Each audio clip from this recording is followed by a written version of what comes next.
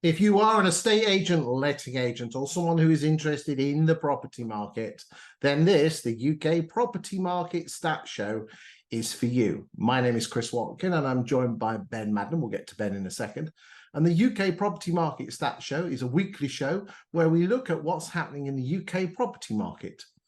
The vast majority of statistics and information about the property market looks at the bottom end of the funnel, which is looking at completed sales. Land Registry is registering properties that completed 2 or 3 months ago, which means the sales were agreed 4 or 5 months before that. So the stuff that they are registering now is on sales that were taking place last autumn. Nationwide and Halifax are looking at mortgage offers, which again are probably sales which are just about to complete or just have completed, but again on sales that were probably agreed at the start of the year. We're looking at the property market right here, right now, both nationally and regionally, to look at what's happening at the top end of the funnel, because if we can know what's coming in at the top, we can work out what's coming out the bottom. We're going to look at sales, we're going to look at listings, price reductions, and everything else to do with that. Today, I'm joined by Ben Madden. Ben is a fantastic tour de force in the Fine and Country network of London. He runs his own estate agency in West London and is very well thought of in the industry. Ben, thanks for joining me today. Thank you for having me. Bless you, bless you. Right, we're dealing with week 29, Ben, which is Monday, the 17th of July through to Sunday, the 23rd of July. And that is week 29 of 2023. It's really important because some of the stats that we're looking at, comparing this week against other week 29s, but we'll also be comparing it year to date. So shall we dive straight in, Miodes? Let's go for it. Let's go for it. Here we go.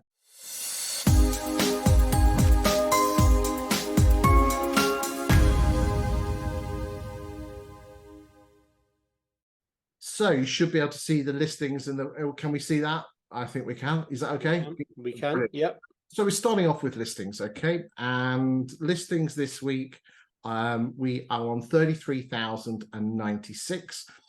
Last week we're on 34,6. Week before 34,3. Week before 34,2.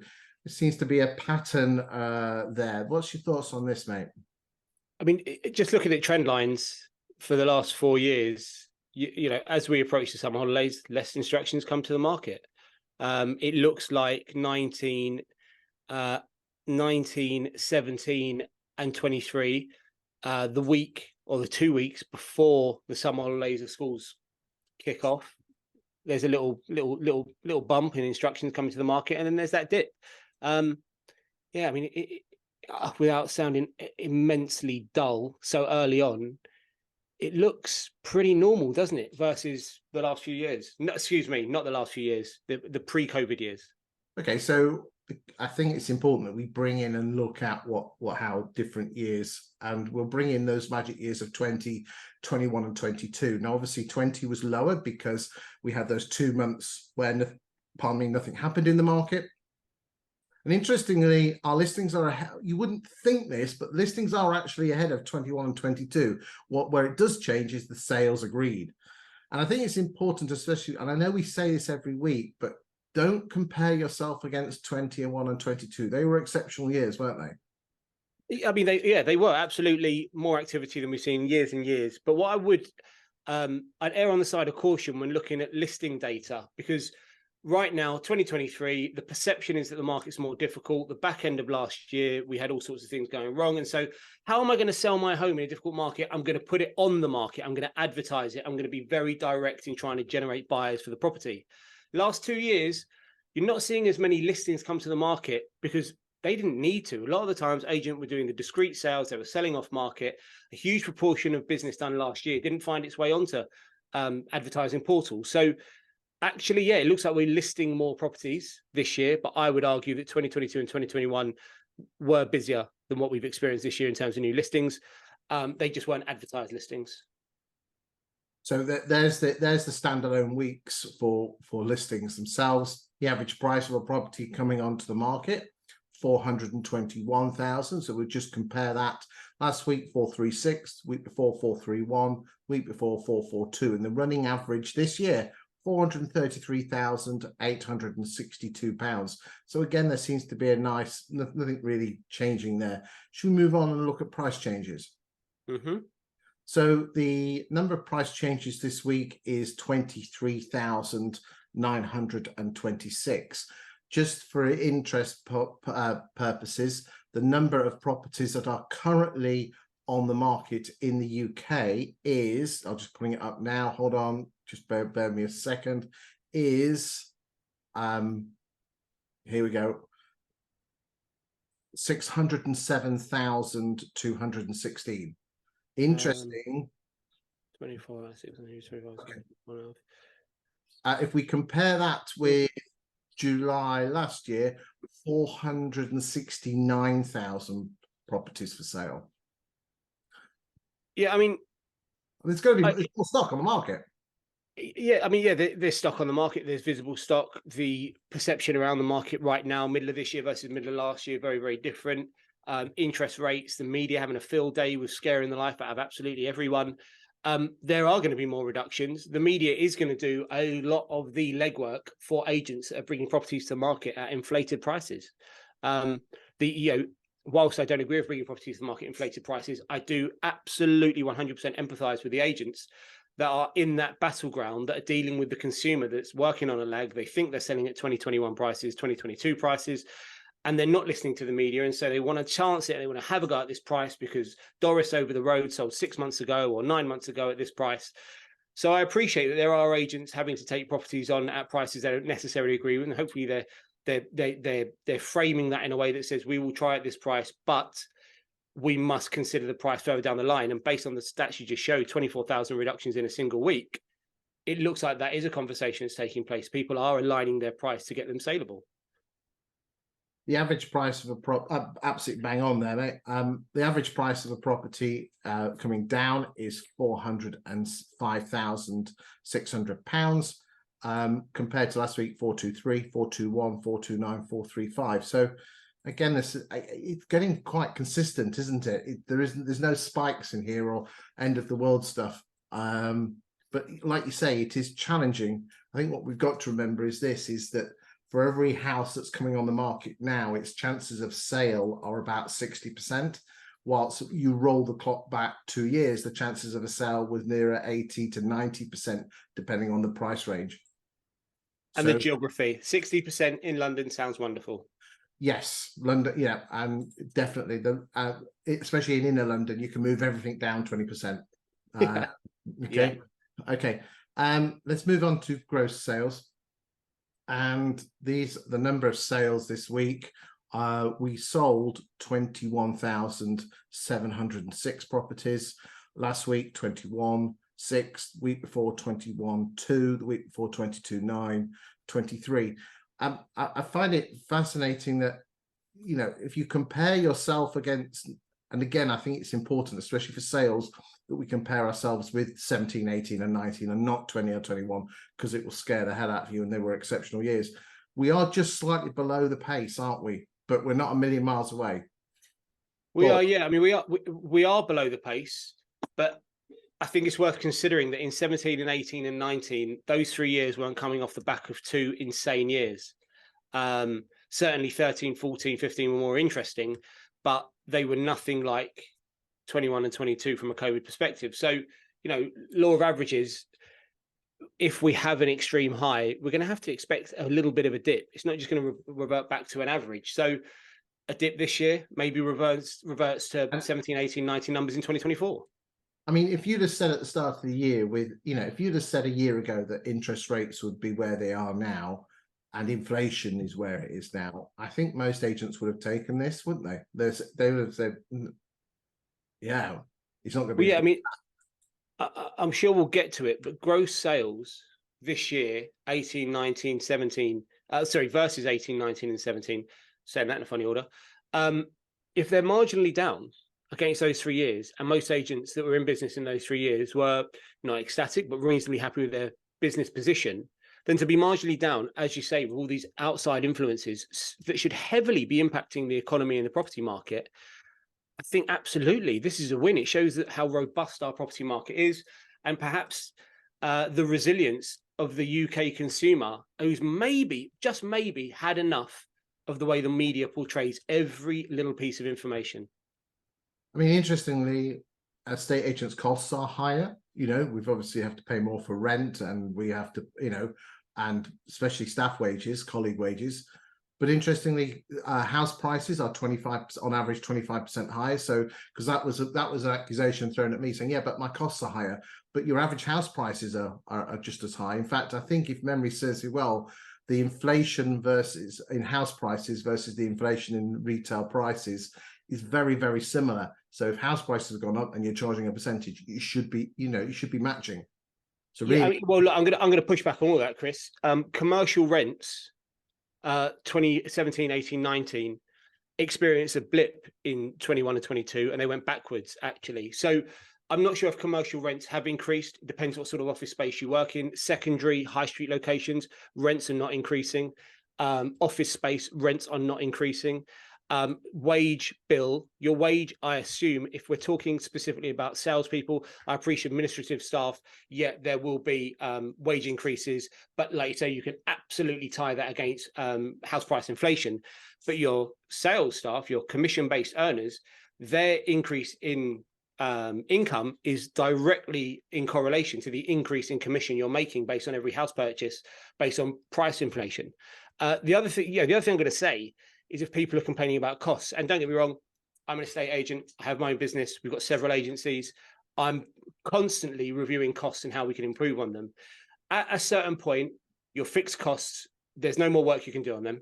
You cannot get them any lower than the absolute baseline. What you can do is improve and work on your income. And if there are less transactions, it's time to think about fees. And I say this, I would argue, I'd probably say this every 3 days. I bet my team have had enough of hearing me every 3 days for the last 15 years. Fees, fees, fees.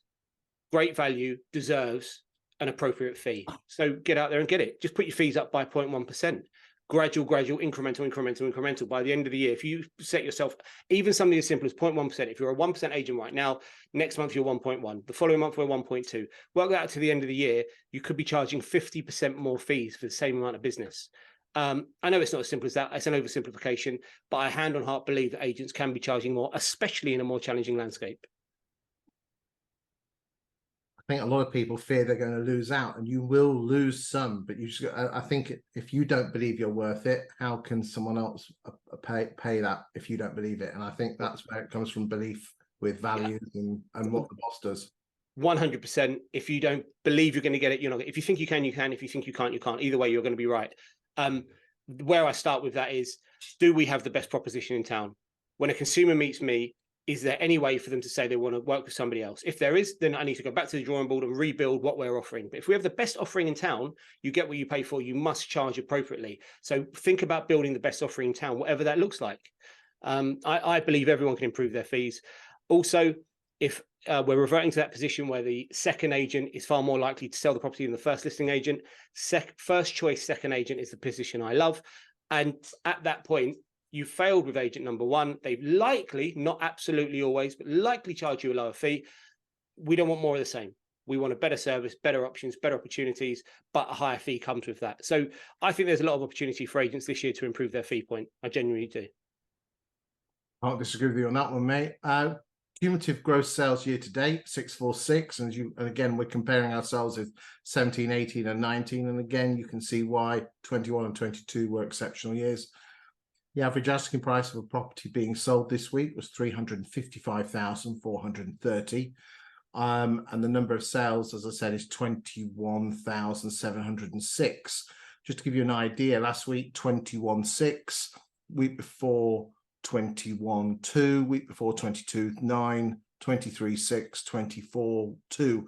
So what is particularly interesting is that there might feel like I think people feeling that there's a lot less houses selling at the moment, when in reality, we're not a million miles off the long-term average of 22,282. And it just seems to be just a kind of level, let's just go back. Look, let me just reference something. It's purely anecdotal. I mean, I can give you raw data for our business. Q2 was the best exchange quarter, completion quarter we've ever had in our business. Now, we're our business, it's only 4 years old, so you expect that growth every quarter. Come away from my business. I was at the Bulldog Brothers estate agency directors dinner last week, and it's a chance for people to speak in a casual environment about how business is going. We talk about all sorts of stuff, but everyone wants to know how business is. And I didn't speak to a single person in the room that said Q2 was tough. They didn't say it was easy, but they said it was positive. Lots of activity, enough activity for their business to be moving along nicely. They were happy with the income levels, they're happy with the instruction levels. So I don't know whether it's the media creating an internal bias that we're being pulled towards, or maybe it's actually the people making the most noise on social media, which, let's be honest, is where a lot of us get our information from. Maybe it's the negative guys making a lot of noise on social media, and the guys that are having success, maybe they're too busy working on the success to be posting about it on social media. Maybe that's what's happening. Well, no one likes a bragging estate agent, and there are people with okay, and there are people. Hold on, where's my pie chart gone? One sec. Don't you dare put a pie chart on there. Ladies and gentlemen, we're low volume. We can't use them. Okay, but that's the purpose of one of the purposes of this show is to actually tell you exactly what's happening in the show. In the UK property market, and we will look at the regional figures as well, so you can compare those later. Because anecdotally, fear and frustration does sell newspapers, and humans hate uncertainty. That's why the newspapers fall on that. This is an island of truth, which is telling you exactly what's happening in the property market. We're not here to talk about house prices. We'll just touch on that in a bit, but we're not specifically here. And what I would say to you, boys and girls, is house prices are almost irrelevant to estate agents, because houses will still sell irrespective of what's happening in the property market. It's your job to get the right properties on at the right price, get them sold with a great service for your agents and for your homeowners. And I know it's a bit all cliche, mate, but that's our job, isn't it? It is, yeah. Look, the only thing I would say is, though, and the statement you just made about house prices don't impact agency, its transaction volumes. All I would say is that, aligned with what you've just said, your job shouldn't worry about it. Shouldn't worry about it. What you should do is make yourself an expert in educating the consumer on what that price differential means. So if prices are down year on year and you've lived in your property for 25 years, are we really talking about prices being down 13% when you've got 94% growth? It's about framing it correctly. Yeah, prices are down year on year. You've lost 3%, but the previous 2 years you made 20. The previous 8 years before that, you made pretty decent chunk as well. So it's so important that we don't get hung up on the last 3 months, 6 months, 9 months. And we're talking appropriately about house price inflation over the period of time the consumer's been in the property. It's interesting. I'm sure you're aware, Ben, my daytime job is I'm a ghostwriter for estate agents writing content about their property market. And this week's article will be coming out is 14 reasons why you shouldn't fear house price drops. And we go through and actually we talk about what house prices, and we nail this down to a town, what their peak was in 2007, their bottom figure in 2009, 10, when they made it back to the 2007 figure, and the profit they've made since. And I think we're all guilty of, I think I did a presentation in front of 800 landlords in Manchester, and I said, if you had a property at 200 grand and it went up to 400 grand and then went down to 350, how much money have you made? Well, you've obviously made 150 grand because it's the difference between 200 and 350. But a lot of human beings think their house is worth 400, even though they didn't buy it for that, and they've lost the 50. And it's our job as estate agents to turn that narrative around and be the voice of the property market, the voice of truth, and don't take their news from the local newspapers or the national newspapers that are here to basically sell newspapers. Because if they put on an advert saying, hey, everything's okay, kids, no one's going to buy their newspapers, are they? Look, right. So I regard myself as a well-educated estate agent. I'm obsessive around data. I have a passion for it. It's what I built my brand around, knowing what's going on in the market locally, and part of this podcast and everything like that. And a couple of weeks ago, you sent me a graphic that I think it was 54% or 57% of transactions in the last 12 months have been to first-time buyers. Right. So I used to, my old business, Thorgills, was a mass market product, but our bread and butter was first-time buyers. 1 bed, 2 bed, new build apartments. 75% of the transactions we dealt with. I knew the first-time buyer market inside out. There was nothing I could. There was very little you could educate me on. I've been out of that now for 18 months, approaching 2 years, and we work above £1 million. And so I track that market with much more detail. That's what's important to our business, and that's where I need to educate our team. You sending me that data absolutely blew my mind, because if I based my opinion on what I was reading in the press, first-time buyers don't exist anymore. They can't buy. They can't get on the ladder. It's too expensive. Interest rates, mortgage rates, property pricing. And yet more than half the market was first-time buyers last year. When you look at the data, when you use the data, the point I'm making here is that I know my stuff, and yet you blew my mind on a Sunday afternoon when you sent that graphic to me. So if I don't know this, what is the consumer who looks at selling a property every 7 years know about what's going on? We must educate, and that education builds trust, and that trust allows you to build rapport and do better business. I can't stress it enough. I mean, here's another scary stat on first-time buyers. A year ago, 28% of a first-time buyer's household went on mortgages, and today it's 39%. So that's all end of the world, isn't it? Yeah. Well, clearly. Go on. It was 48.7% in 1989. Yeah, exactly. It's education, it's framing. Everyone's got these crazy bias opinions. They maybe, Uncle John's giving you the story about how it used to be, but just the data will tell you what's moving in your market. It will tell you what's sticking in your market. It will tell you, it will tell the consumer what they need to do, where they need to be. The consumer is not looking for a historian. They're looking for an up-to-date behavioral economist. Tell us how I get myself sold. What's the market doing right now? Well, here's a load of data that supports what we need to do. There you go. Fall throughs. Okay, so this is the nasty bit. So fall throughs, we've been running. So this is worked out. I know it's not the most perfect measurement, but at the end of the day, it's the best we can get. So for those of you who are watching the show for the first time, if an estate agent sells 10 houses that particular week and has, say, 100 properties in their sales pipeline, because when a property goes sold up to contract, it goes into the sales pipeline, and the average length of time is 19 weeks, which is too long, but that's another story. We're not going to go down that rabbit hole because we could be there for hours. But let's just say in that pipeline, 2 of the sales from the 100 fell through. So 2 as a percentage of 10 is 20, and that's what we call the fall through rate. And we have been running around, well, there you go. Let's look at that. So at 29.81 this week, the running long-term average, not for week 29, but for all years, all weeks, is 24. Here we go. We are bobbling around the late 20s at the moment. Let's just have a look. We're on 29.8. Last week we were on 29.3. The week before 30.3. But ignore the spike, because that's a Christmas and the numbers really just go haywire because the numbers are so low. Remember, ladies and gentlemen, in Q4 we were around the 40% mark. So, even with the bad news that we're getting at the moment, let's just forget it. Let's not forget this. We are around 30, which is not brilliant, but it's not end of the world like it was in Q4. Thoughts? I think I don't know who told me this, but I've lived by it for the almost 20 years I've been an estate agent, that 1 in 3 sales agreed in this country aborts. It falls through, it falls over. So I've always based everything I've done, and every agent I've ever spoken to about this, which actually it's probably not that many. We don't talk about abortive rates to that many agents, but generally we talk about 1 in 3 falling through. So in my head, we're still sitting below that at 29%. We're not at the 33 yet, which represents 1 in 3. Yeah, the actual average is 24.28. Yeah, I don't know where this 1 in 3 comes from when it's in fact 1 in 4, which this is a real eye opener for me. But yeah, I mean, it's the start of the summer, interest rates, blah, blah, blah.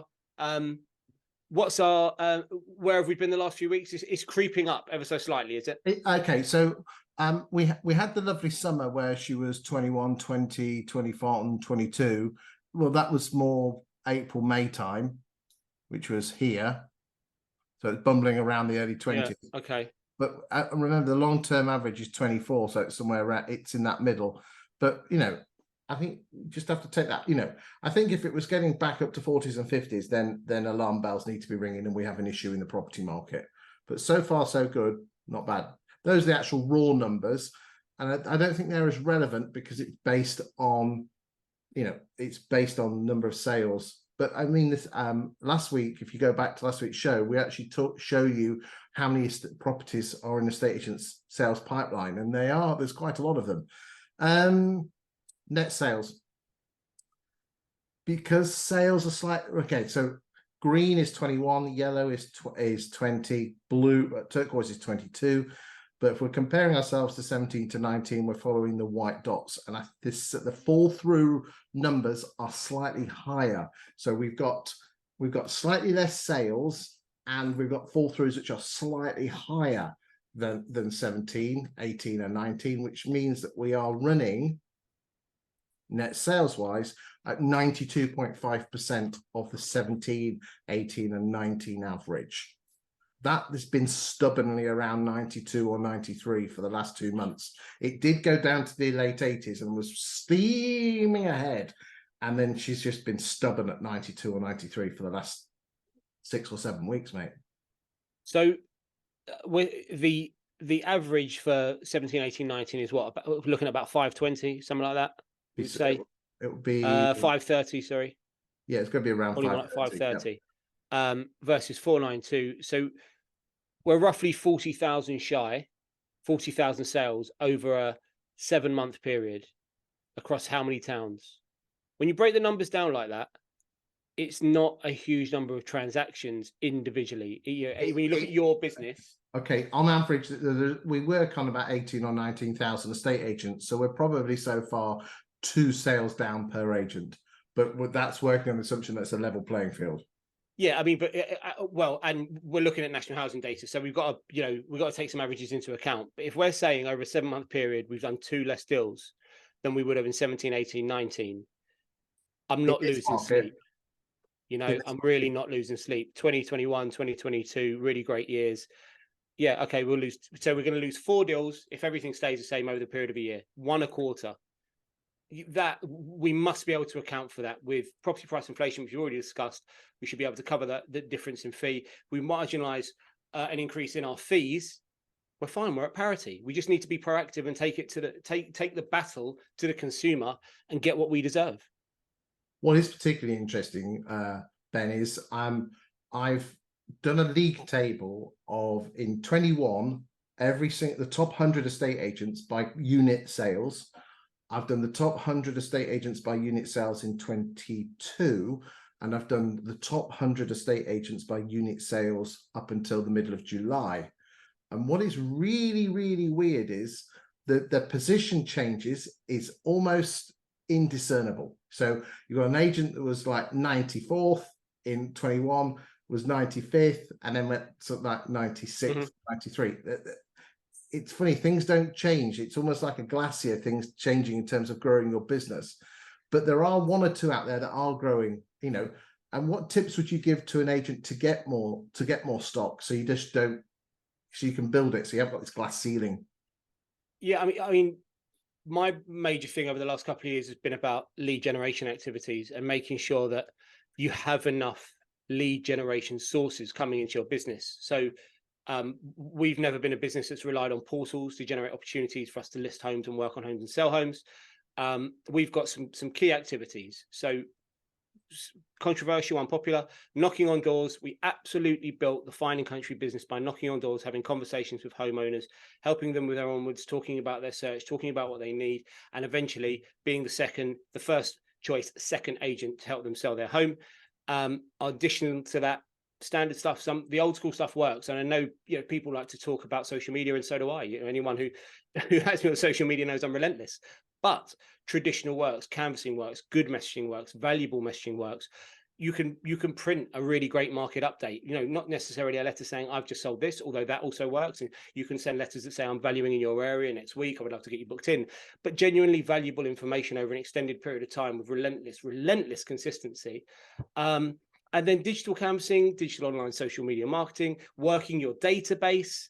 Absolutely 100% for the last 15 years, the best source of new instructions and new business for us has been the existing database, whether that's email campaigns and nurture campaigns and marketing to them, or it's picking up the phone and having a really fantastic prospect session, an hour every single day. In 3 months, you feel the benefit of that. There are so many things we could be doing. We've become a very reactive industry because of the last couple of years. Now we need to reset and be proactive and think about what we want to get and how we're going to get our hands on it. And I think everyone can be okay if they take that approach. There are more listings in your database than you realize. For every buyer you register, for every 40 buyers you registered, 26 of them own a property, which is an astonishing stat. Not necessarily a property they want to sell with you guys. It might be something they own abroad. It might be a rental property in a different area. But for every 40 buyers that register to buy a home, 26 of them have a property. There's an opportunity for business there, but you need to explore, you need to get down into the detail. I spoke to someone last week who told me they don't speak to prospective buyers before the viewing. Everything is automated.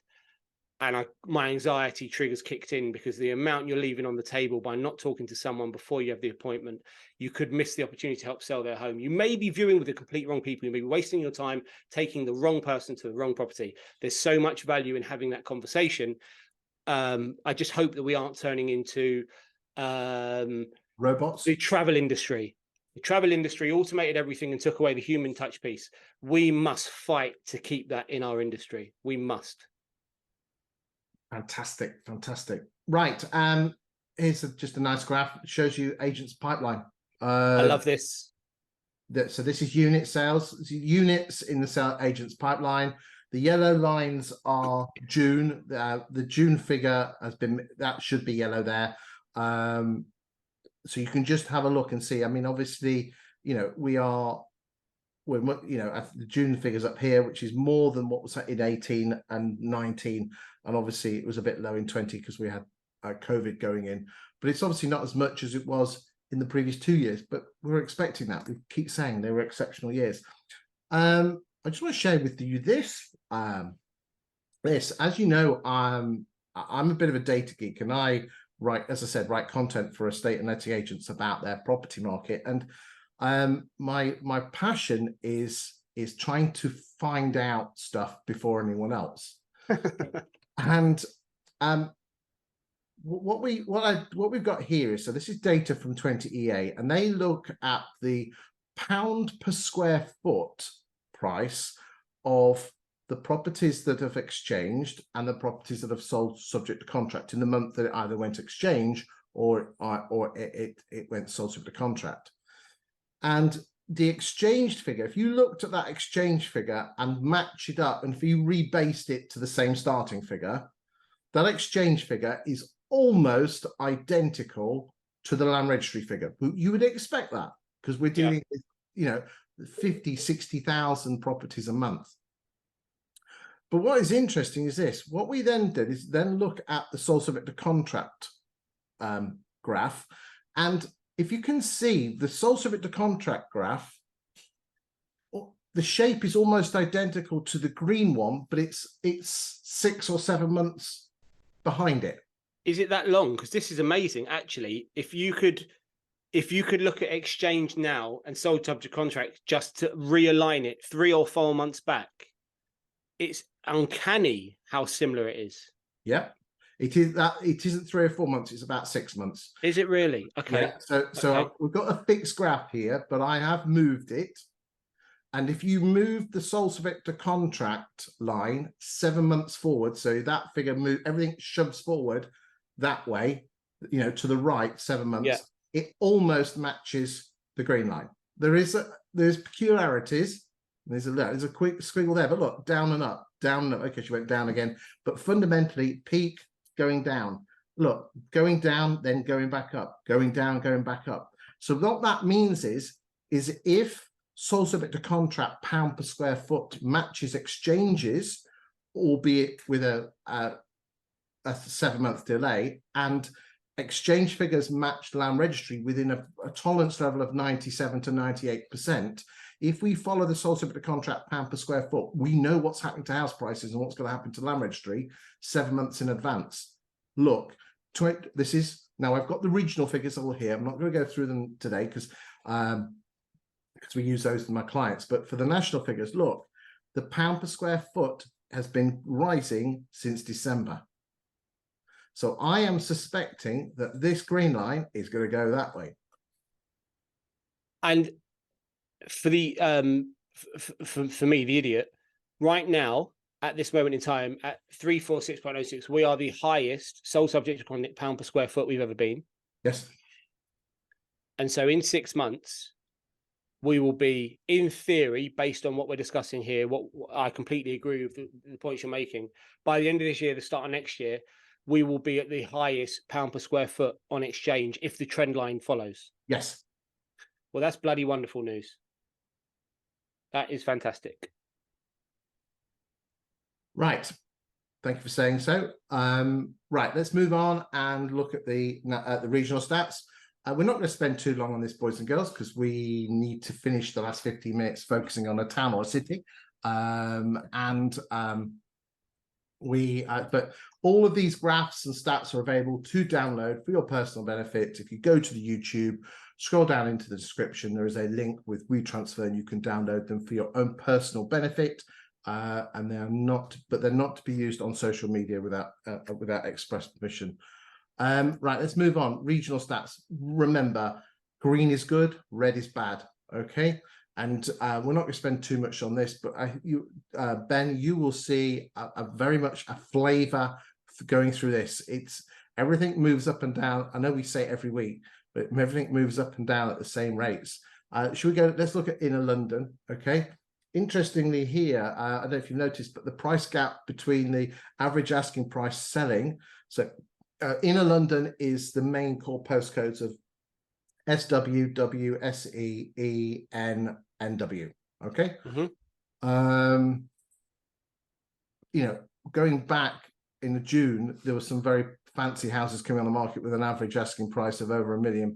We've now there seems to be a drop of the average, not drop in house prices, but the average price of a property coming on the market, which was around the 1.1 million mark in April, is now around the 900 mark. Interesting. Yeah, I've made this assumption or put across this view on previous episodes that when we came out of the winter and it was tough on older people in larger properties that are not fully utilizing them, they came out of the winter and thought, we have just had a really tough period paying for this property, we don't need it, let's go to market. And I think that probably drove up pricing in the spring market as those larger properties came to the market. In the summer, less so. In fact, people might be thinking, oh, do we actually need to sell? Maybe it was a blip, and maybe pricing won't be such an issue for us around our utilities and fuel in the future. Okay, interesting. Okay, again, everything you'll see that a lot of greens in the price reductions, which shows that agents are working their stock. Listings, again, a bit hit and miss. Again, isn't it interesting that there's a high week in the northwest and there's a high week in outer London. There is absolutely no connection between Manchester property market, the northwest property market, and the outer London market. But look at the tonality of it all. I just love this. Again, Scotland, southeast, southwest Wales, West Midlands. Again, we're not going to spend too much time on this. I remember, my advice would be is download these for your personal benefit and then match it against your town or to see if you're matching your market there. Again, we'll not spend too much time on these. Although we probably just have a look at sales that fell through. So because this is a hot topic at the moment. Isn't it interesting that, and again, if we look in the different regions, you've got inner London and outer London with the highest rate of fall throughs. And then you've got southeast, southwest. So it's almost all the reds at the top and all the greens at the bottom.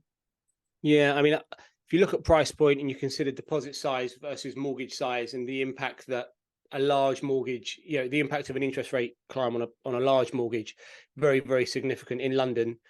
I think buyers are having to completely reconsider their budgeting, whereas arguably a smaller mortgage, less impact when the rates go up ever so slightly. So yeah, maybe there's something around that. Okay, good stuff. I mean, what I would say, ladies and gentlemen, those of you who are watching, is if there's something quite specific you want us to talk about that we because we've only got an hour of your valuable time, but if there's something you particularly want us to look at or a particular stat, then do mention it in the YouTube channel comments on the video and we'll have a look at it. Okay, I think we're there with regard to we've done the national, we've had a brief look at the regionals like we always do. We are now going to move and look at our focus for the town. So we are going to Oldham this week, Ben. Is it a place you know well? It is not a place I know well, unfortunately, but I'm intrigued to dig deep and find out what they're all about from a property perspective. So we've got sunny Oldham, which is in Greater Manchester, and let's just pull up the sharing screen. So there we go. So for the purposes of this effort, we are using the data from the 20EA Insights platform.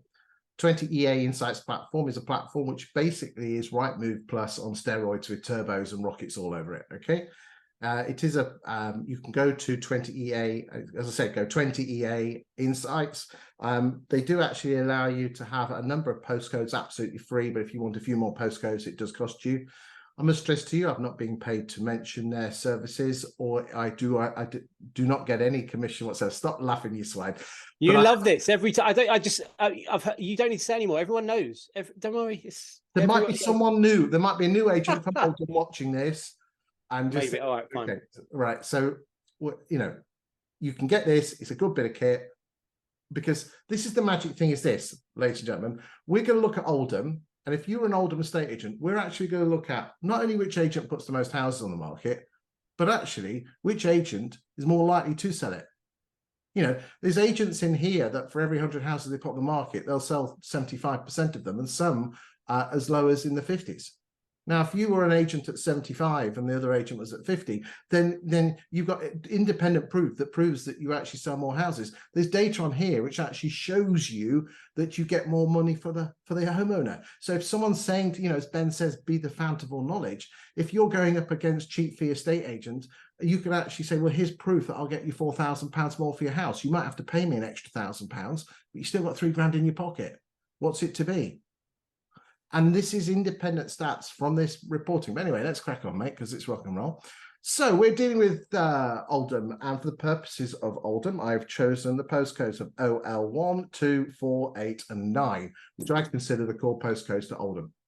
I might be wrong, but I've looked on maps and I've looked on the fount of all knowledge, which is Wikipedia, and that's what it's telling me. So that's what we are choosing today. Let's start off. Well, Ben, I'll just keep talking and you just dive in there. Okay, so let's look at stock levels. And the first thing that we can actually see is that the number of properties that are on the market for sale. So we'll just take, let's look at June, because it was a whole month. Okay, in June, there were, let's just hold on, there you go, hold on. Let's just, if I hover over it, it should come up, bless it. But there are over 1,000, there we go, 1,099 properties for sale in June in Oldham. The year before, 762, and the year before that, 694. So we can see how many houses are coming on the market, but are actually on the market. Now let's have a look at who the main players are, and we kick off with Ryder Dutton. I mean, look at that! Woo! Not bad, not bad. Wow. Not bad at all. Now, you know me, I do not like my Rightmove pie charts, but if I was Ryder, I'd be swinging it big time on that one. Wow. You've got to admit, that's impressive.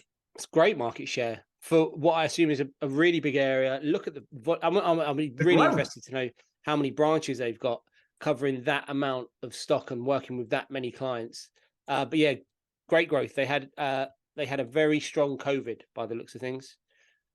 Have a look, Kirkham Property. Look, I mean, this only goes back to the 1st of Jan, but we don't know what was happening before. But bless them, at there you go. Kirkham seems to have dropped. So I wonder, one's taken over them. Yeah, they've swapped over. Look at that gap. Yeah. I'd love to know what Ryder Dutton are doing. Let's go and see Alistair Stevens.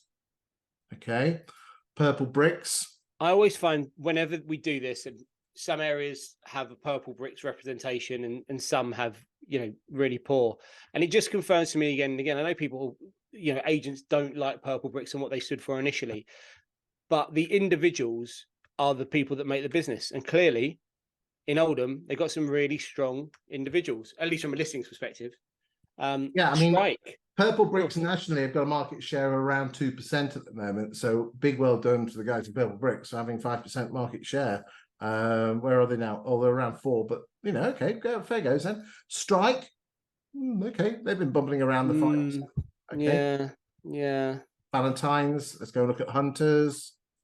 Your Move, Habitat, interesting. Okay, interesting. I think you get away with that name. I'm sure it's Habitat Estate Agents or something. I'm sure it is, but yeah, there you go, good stuff. Right, so that's stock levels.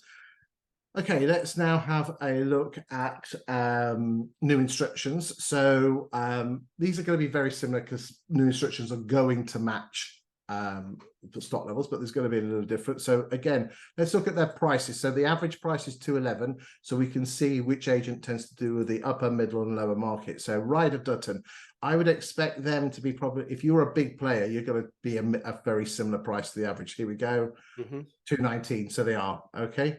Okay. Kirkham's 230. Okay.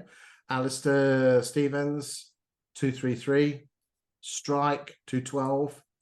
Purple Bricks 204. So Valentine's 242. So again, probably just they probably deal with the more executive market. Hunters 187. They obviously deal with the lower quartile. Your Move 179, probably very similar. Habitat 220, Northwoods 242. Let's go and have a look at see which agents deal in the posh range. So we'll go 500,000 up. Let's have a look, see what we've got. Might not be that much in Oldham. Again, look at that, Ryder Dutton. Fair play. I mean, come on, that is good. What a nice business to be a middle of the road big estate agent and be the top dog. Yeah, good for them. Quite rare. That is rare. Yeah. Okay. Let's just get rid of the prices. Let's look at who's selling what. Okay. Isn't that interesting that the line of the maps between Ryder Dutton and Kirkham's are almost identical on sales? To match the listings, but I find that interesting. So again, Ryder's, there we go. Okay. Again, they're matching, but I would expect them to match, but it's good to have a look. Let's move on. Right, as you know, this is my favorite bit of the show. Let's have a look at what's been happening. So the market in Oldham has grown. So we're talking the last 12 months. So July 22 to July 23 has grown. Well, it's actually dropped 7.2% in terms of new instructions. Kirkham's have grown by 22.4%. But again, they're working, remember, they're working off a lower base. Ryder Dutton gone by 7. But here we go. Valentine's and Purple Bricks seem to be losing there. Okay. Sorry, Chris. So the market is, in terms of new instructions, has reduced in size. Yeah, by 0.72%. But then two pages back, weren't we looking at 1,000 properties on the market versus 600 odd last year? We were. Yes, we were.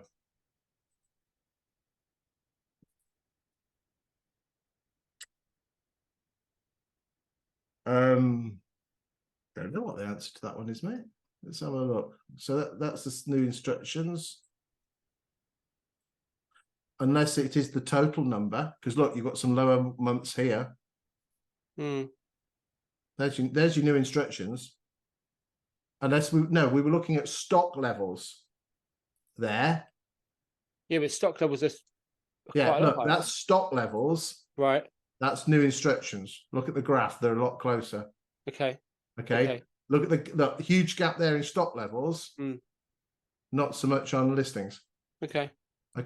Interesting. Oh, thought you got. Do you know? I was going. Stato. I was having a bit of a flush there. Like, oh my god, I don't know the answer. Give it some BS and work out what it is. Come on, focus. So close. Oh, nearly.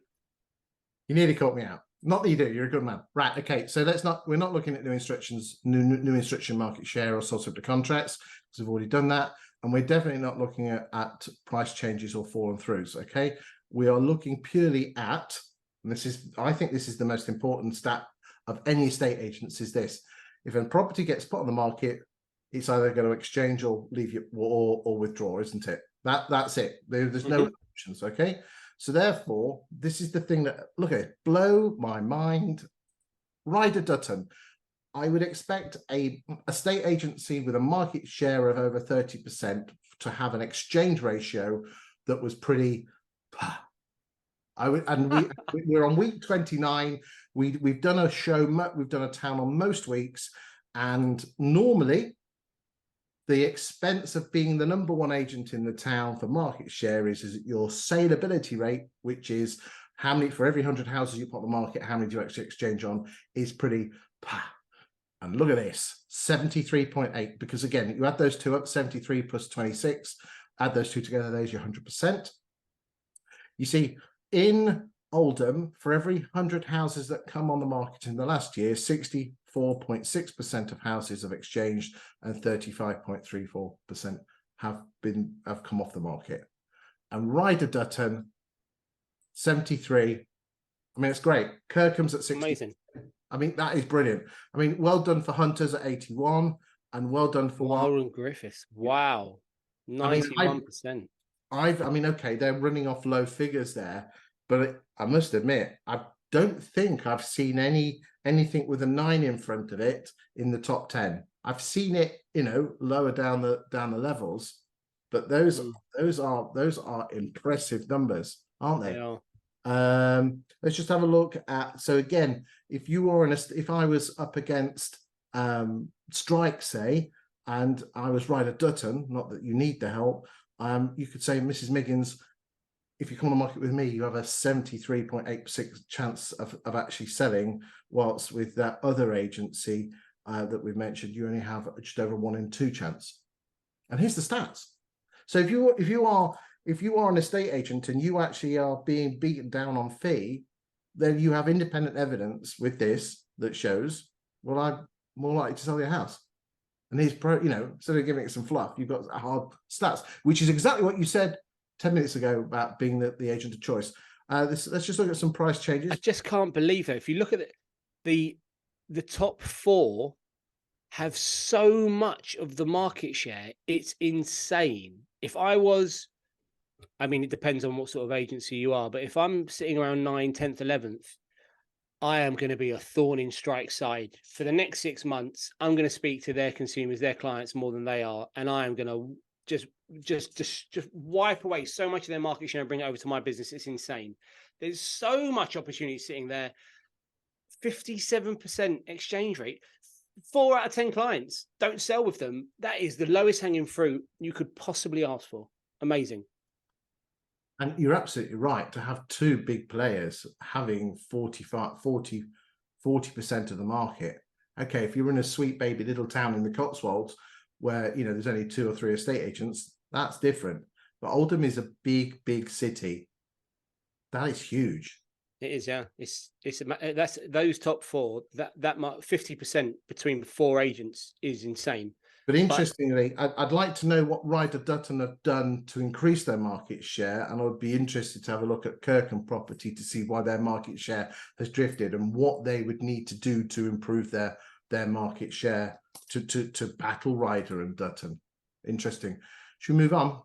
Yes. So this is what's called the valuations and price achieved level. So what first thing they do is, for every house that you put onto the market, they will give you an automated valuation model for your price, almost a Valpal figure, and then compare that with what you put it on the market for. So therefore, for every 732 properties that Ryder Dutton have put on the market, they've done an automated valuation model on it and then looked at what you've actually put it on the market for. And you've got to admit, Ryder Dutton are pricing their properties really well, because the gap, 0.84% is a tight figure, which means, you know, that's a great thing about being market leader. You don't need to overvalue, because the bigger the lump here, the more you're likely to overvalue. So again, your mover overvaluing by 3.15. There's nothing wrong with overvaluing, but at the end of the day, you know, that we all know what the implications of overvaluing are. I'm not criticizing. Yeah, I mean, well, look, you don't need to criticize. You're not criticizing because this is your show. I'm happy to criticize. Overvaluing is absolutely ridiculous and it shouldn't be encouraged. There is an issue with overvaluing. It absolutely negatively impacts the market and negatively impacts your consumer. If your consumer is leading you on the overvaluation, there's not much you can do, then I empathize. But if you're going out of your way to repeatedly overvalue properties because that's the way you win instructions, then it's time to have a look in the mirror and consider, is there a better way to do it? That's my piece done. Just a price achieved is the price that you achieved from the original asking price. Okay, so we can see here that Ryder Dutton are achieving 1.6% off their original asking price, whilst Alistair Stevens are achieving 3.78% off their original asking price. Now, what is particularly interesting is that what we do now is to because percentages, a lot of people get flummoxed with them. What they do, what 20EA does with their Omni valuations price achieved is that they say, right, if everyone put on the same house at £250,000, what would each agent achieve for it? Forget the asking price. What would they actually achieve for it? Well, the average estate agent would achieve for a £250,000 house would have achieved on average 251, because again, we're dealing with sales in the last 12 months, exchanges, and we're going to be we're still having properties that we're exchanging over the asking price back end of last summer, autumn, weren't we? And the offers over strategy, which was really, really popular, I think still works really well if you get your pricing right and your launch strategy. But yeah, as a guide price, as an offers over, as a percentage, what was that, £1,500 over the £250,000? It's 0.5% over asking price. Not huge, is it? Okay, so here we go. Ryder Dutton would sell a £250,000 house for 248. Kirkham's would sell it for 252. Which means that if I was Kirkham's and going up against Ryder Dutton, I could say that I will get you, it works out at £3,400 more. No, £3,600 more. No, £4,600 more. Yes, correct. Yeah, sorry, I'm throwing numbers and one of them will be right. Okay. And Alistair Stevens 242, Strike 253, Your Move 257, Hunters 250, Purple Bricks 256, Valentine's 245, Habitat 248, and the list goes on. And I think it's important to show these stats because again, if you are, it's very easy when you're in on the value on the sofa and you're saying, well, why are you worth 2%? Well, if I was up against an estate agent and I had this screen, I could actually say, well, here's independent proof that I will get you £3,000 more, and it might cost you an extra 1,000, but you're still going to be £2,000 up. Let me ask you a question, Chris. Yep. Let's use Your Move. Yep. A minute ago, did we agree that Your Move are overvaluing properties by 3.15%? Yes. And yet their average sale price is the highest. Yes, because even though they are overvaluing it over the model, they're getting them. They're getting the price. So actually, they're not overvaluing, they're backing themselves to get the best price, and they're achieving it. Which is quite rare. That is quite rare to see. So well done, Your Move in Oldham if you're doing that. It's absolutely amazing. That's phenomenal. They're valuing properties at 3.15% against above market, and they're achieving it. Good for them. That's fantastic. And you could say, well, it's an automated valuation model, but it's the same automated valuation model for all the houses. So even if it's not a particularly brilliant playing field, it is a level playing field because everyone's playing off the same AVM model. Yeah, interesting. Right, let's move on. In terms of how quickly does an agent sell a house? Well, let's go and have a look. So we've Ryder Dutton will sell a house in 58 days, Kirkham's 53. And then we've got the how long it takes on the sales pipeline, 127 for Riders and 130 for Kirkham's. They're the two big boys. And again, just put this. So if you were having an agent, if you were an agent and someone needed to sell really quickly, the agent of choice has got to be Strike because they will sell it. Whoa. The agent of choice has got to be the one that gets the result and sells quickly. Right. Sorry, I left it open for you, mate. No. We're not going to have any of this nonsense encouraging to work with agents that don't achieve the price they say they're going to, or actually get you sold. What was Strike's performance? They sell 4 out of 6, or 6 out of 10. So yeah, if I need to sell quick, I'm going to the agent where there's a 40% chance that I'm not going to sell. Oh, it sounds counterintuitive to me. But the big boys, great numbers. Right, so let's just have a quick look at the rental market, mate, before we go. Now, we just got to take this with a slight pinch of salt because a lot of agents were holding off putting properties on the rental book on the portals because they were having too many leads coming in. So we have to take it with a slight pinch of salt, but I think it just gives you a flavour of where the rental market is. Now, interestingly, if we just move this back here, the average rent of a property in Oldham, £675 in 21, and it's risen. Wow. Now, hold on a second. That could be due to the student market.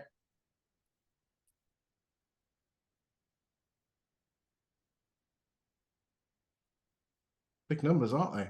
Insane, that jump. Was that 600 odd to 1,000? Yeah. There you go. Wow. Yeah, I mean, talk about housing crisis in this country, and the sales market gets the headlines, interest rates get the headlines, mortgage payments get the headlines, but the rental market and the amount of people impacted by this ridiculous repeated government intervention over the last 10 years is scaring landlords away. And something needs to be done. This is awful for families that can't afford to purchase and find themselves stuck in this position. Horrendous. Okay, but the important thing here is this, because I've just this week's article for my clients, not next week's, which is the one I talked about price changes, is that whilst house price rents have smashed through, this is only for the small proportion of rents that have actually for new tenancies. You see, in the Northwest, the average tenancy for all tenancies has only gone up by 4.9%. That is interesting. Yeah, I mean. Okay. So what you've got is this: you might have seen a growth of around 30, 40, if not 50% for brand new tenancies, but the government do stats on the Northwest, and the average is 4.9% for the Northwest. In fact, this is a national stat, I haven't got the regional stats, 64% of landlords have, on a renewal, have kept the rent the same or dropped it. Yeah, but that means a third of the market have put it up. And I've got no problem with people putting their rents up. Just to be clear, I'm not against that. We run a small rental business, and that has to happen every now and again when it's appropriate. But a third of landlords are putting rents up at renewal. And okay, it's only happening on new tenancies. But if you find yourself in a position where you need to take a new tenancy, or your landlord threatens you with I've got some horror stories, all anecdotal, but connected to me in the business, where prices are being flushed up 40 to 50%, you're going to have to move. And now re-entering the market when property prices are in a very different position to what they were 2 to 3 years ago, I think we've got a real issue here. We're going to reach a tipping point where something's going to have to be done. And I'm not saying anything as ridiculous as rent controls. I'm very anti-rent controls, but I am very open to how we get more investment into the PRS, how we encourage landlords to invest and grow their portfolio rather than scare them away. This short-sighted approach to the rental market is, for me, is a real issue. And obviously I'm passionate about it because I've got people that I know that are really, really struggling. And I think it needs to be looked at. But yeah, I'm ranting, so I'll stop. Final thoughts before we go. It's summer market, right? So what we've just looked at data is that week, sort of, for a lot of schools, they've broken up. For some schools, they're just about to. So your family market is very, very distracted right now. They're getting rid of their summer holiday. They're working out childcare. That is not the that market is heavily impacted by what's going on in the world right now. What I would say is, we know August is a quiet time. It doesn't mean put your feet up. I used to laugh that in December agents they would shut down on the 5th of December and start to think about Christmas when there's so much opportunity out there. August is your opportunity to grow your opportunities. Get out there and speak to property owners that have been on the market and they haven't sold. They are thinking about refreshing things in September. Don't wait for them to call your agency. Go knock on their door, have a conversation, send them a letter, do whatever it is you need to do. But right now it's about pipeline building. Q3, based on what you've just shown us, Chris, based on pipelines, Q3 should be okay for agents. There's enough units in the pipeline to make sure Q3 looks good. What you need to focus on is Q4. How do I make sure I've got enough in the pipeline, I'm doing business, and I can afford to pay the bills come November, December, January next year? It's about having conversations in the next 3 weeks about listing properties in September and selling them in October. That is where the focus and energy needs to be. That's how you protect your business for the next 6 months. Can't stress it enough. We're obsessive here, and we are doubling down in the next month because we know trend lines say back end of this year could be a bit tricky from a cash flow perspective if we don't get enough new opportunities into the pipeline and make sure we're protected. So that's my advice. Get out there and make it happen. You can do it. You will do it. Ben, thank you for your insight today. As always, great value for money. We will see you in a few weeks' time, probably in early September, when you come back off your holidays. We'll see you next week on week 30 of the UK Property Market Stat Show. If you've got any comments, good or constructive, or even bad, put them into the comments on YouTube. You can download all the stats from the show, including the regional stuff, your own personal use, from YouTube link. Thank you for your continued support. If you've got any towns that you want us to look at, we have a long list, but we can certainly add your town to the list, and eventually we'll get to it. Thank you for watching. So let's wave goodbye to the people, Ben, and we'll leave them in peace. Thank you. Cheers.